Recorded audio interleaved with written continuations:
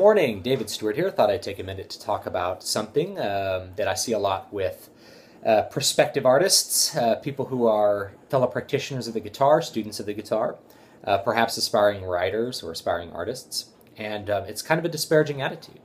And the statement that I hear goes something like this: I'll never be talented enough to do this thing, whatever that thing is. I'll never be talented enough to play like Paco de Lucia.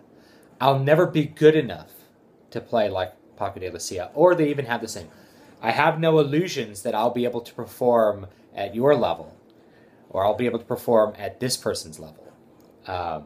As if there's some sort of illusion that makes somebody believe that they're a great performer and they aren't.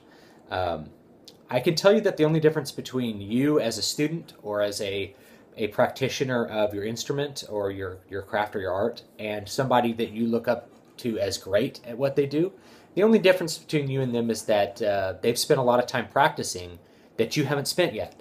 They've already done it. You haven't done it yet. So you have to spend the time practicing. You have to spend the time practicing your guitar to acquire the skills to play like them. Talent is not something that is thrown into your hands like a meteor from the sky, especially when it comes to the guitar. Nobody gets put a guitar in their hands and then is able to play perfectly like Steve Vai or like Paco de Lucia. It just doesn't happen.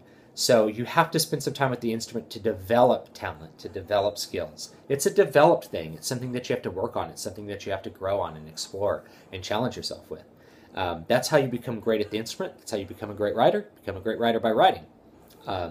So the truth is, there's no difference between you and that person that you consider great. The difference is practice. They've practiced, and you have yet to do the practice that they've done. The other thing I wanted to talk about with that is when somebody says something like that, when you say that sort of disparaging remark to yourself, I'll never be good enough to do this. You're not just discouraging yourself from practicing and from becoming a better student at whatever your art is. You are also giving yourself an excuse to not make the attempt at being great. You're saying, I'll never be able to play a solo guitar recital. That gives you the excuse to never even attempt it, right? It's one thing to make many attempts at something and understand that you can't do it.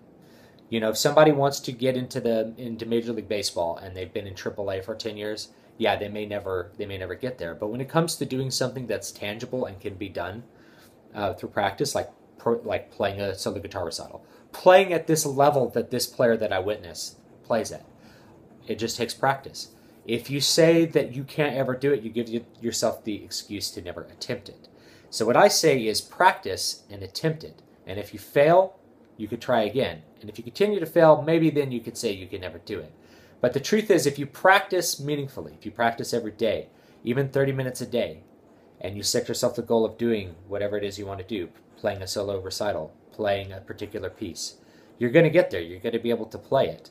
And then you'll find that your disparaging remarks about never are lies. They're lies that you told yourself to give yourself an excuse to not make the attempt.